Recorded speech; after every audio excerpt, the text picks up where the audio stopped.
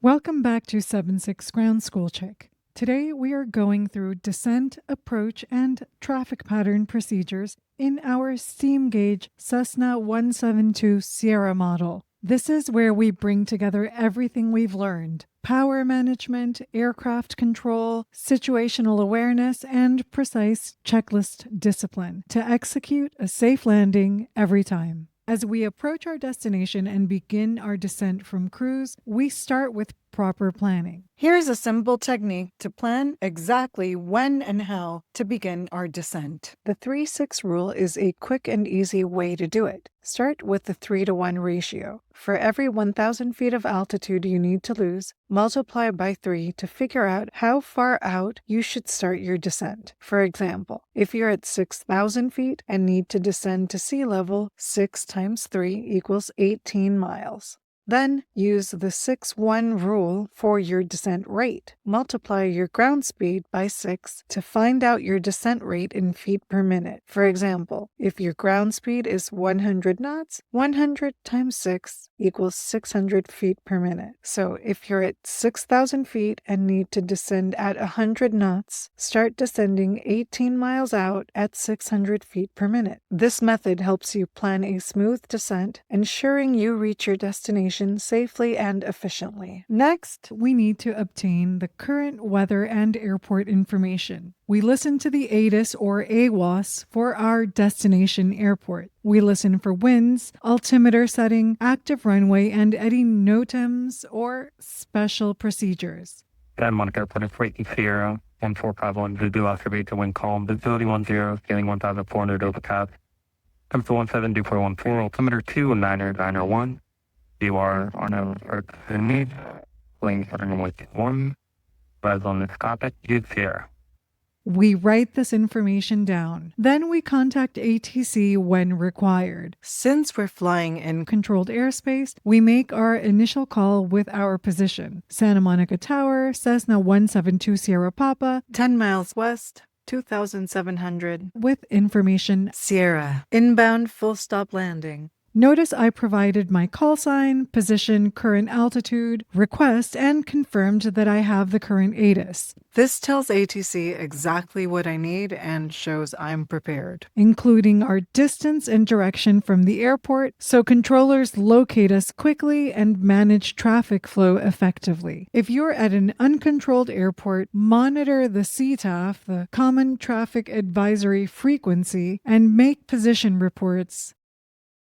For our descent, we'll start by reducing power gradually. We pull the throttle back to about 1,800 to 2,000 RPM. This gives us a comfortable 500 foot per minute descent rate. We make smooth, deliberate power reductions. As we descend into denser air, below 3,000 feet, we gradually enrich the mixture. This prevents rough running and ensures we have full power available if needed for a go-around. The engine needs proper fuel-to-air ratio as air density increases. We continue monitoring our engine parameters throughout the descent. Oil pressure and temperature should remain in the green arc. Within about 3 to 5 miles of the airport, or as you enter the traffic pattern, we begin our before landing checklist. Pilot and passenger seat backs to most upright position. In an upright position, you have better visibility, better control reach, and if we have a hard landing or emergency, you're in the safest position to protect your spine and avoid injury. Next, seats and seatbelts secured and locked. We ensure all seatbelts are tight and seats are in locked position. A loose seat during landing or approach could be dangerous. Imagine your seat sliding backward right as you're trying to flare. Check by trying to slide the seat. It shouldn't move at all. Next, fuel selector valve to both. Select both tanks, not left or right, because during approach and landing, we're maneuvering and changing attitudes. With both selected, we ensure continuous fuel flow regardless of aircraft attitude. Next, we set mixture to full rich unless we're landing at a high altitude airport above 3,000 feet. At lower altitudes, full rich ensures maximum power is available for a go-around. Landing and taxi light switches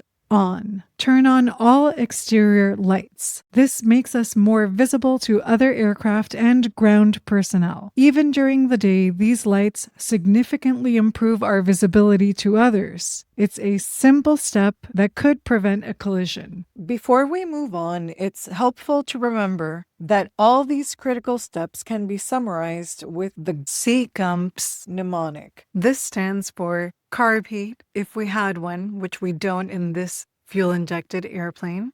Gas, fuel selector to both. Undercarriage, for retractable gear, gear down. For our fixed gear Cessna, this is always down. Mixture set to full rich. Propeller, high RPM for variable pitch prop aircraft, not applicable in our Cessna 172. Here we might check our RPMs to see that our power is set correctly. And seatbelt, seatbacks / switches. Seatbelts secured, lights on. Running through this mental checklist on each approach helps prevent oversights and builds strong landing habits. Autopilot, if installed, goes to off. You need to be intimately connected with the aircraft's behavior during this important phase of flight. Feel how it responds, monitor for wind changes, and maintain precise control. There are several ways to enter the traffic pattern, but the key is to follow the published procedures and clear communication. If the tower is in operation, you'll typically receive vectors or instructions. We always read back runway assignments, approach clearances, and reporting instructions. This confirms we understand and prevents misunderstandings that could lead to a runway incursion or conflicts. For traffic pattern entries, our first option is a 45-degree to downwind. Join the downwind leg at a 45-degree angle at pattern altitude. This is the most standard entry and provides great visibility. Next, we have the crossfield or midfield crosswind entry. We would cross over the airport, then enter on the downwind side and enter the pattern on a midfield crosswind. As we yield to the preferred 45-degree and downwind traffic, and then we turn downwind. Next option, overhead or teardrop pattern entry, where we would overfly the field, then turn back to join the downwind at a 45-degree angle. This is useful if you're arriving from the upwind side and need a good view of traffic below. And lastly, straight-in approach. This is what we're doing today. It's used when we're aligned with the extended runway centerline. It's typically cleared by ATC at towered airports. At non-towered fields, we would use it only if it doesn't disrupt other traffic, and we would always announce our position clearly. After we make our initial call to Santa Monica Tower, we wait for the controller's instructions. Tower will let us know how to enter the pattern and where we fit in the sequence. You might hear something like, Cessna 172 Sierra Papa, continue straight in runway 21, report 3-mile final, or enter right downwind runway 21, report midfield downwind. We always read back the instruction exactly as it was given. For example, continue straight in runway 21, report 3-mile final, Cessna 172 Sierra Papa. This confirms we've heard correctly and prevents any misunderstandings that could cause conflicts in the pattern. In this case, Tower has asked us to continue straight in for runway 21. From here, our goal is to maintain a stable, professional approach all the way to final. Stay aligned with the extended center line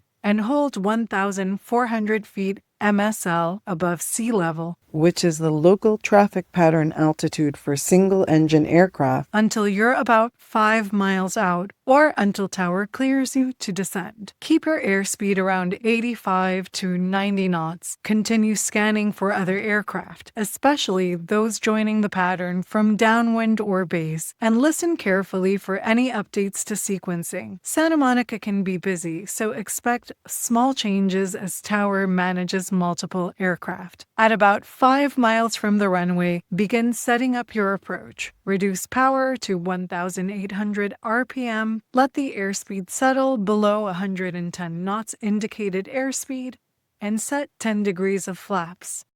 Descend on the visual glide path, trimming for 75 to 80 knots, inside 2 miles. Extend to 20 or 30 degrees of flaps as needed, and slow to 65 to 70 knots for short final. As you continue inbound, tower must issue your landing clearance or add sequencing. If you're told, number 2, follow the Bonanza on short final, acknowledge promptly with number 2, traffic in sight, or looking for traffic.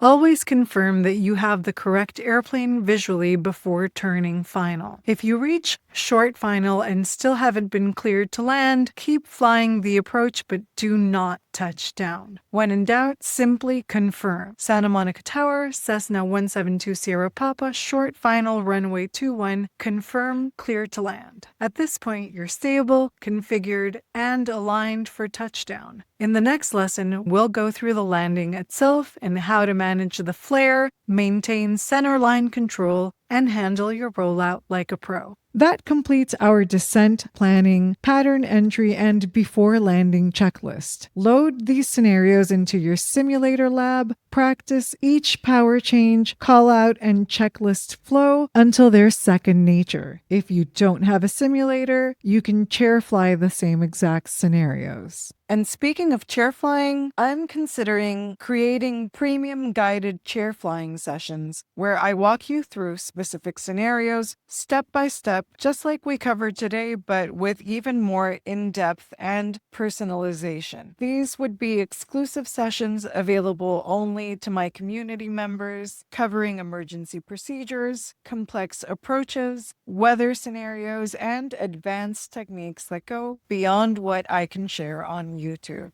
If that sounds interesting to you, let me know in the comments or send me an email at chickswhoflyofficial@gmail.com. In our next video, we'll cover touchdown techniques, short field landings, go-around procedures, and securing the airplane. Thanks for watching and see you in the next video.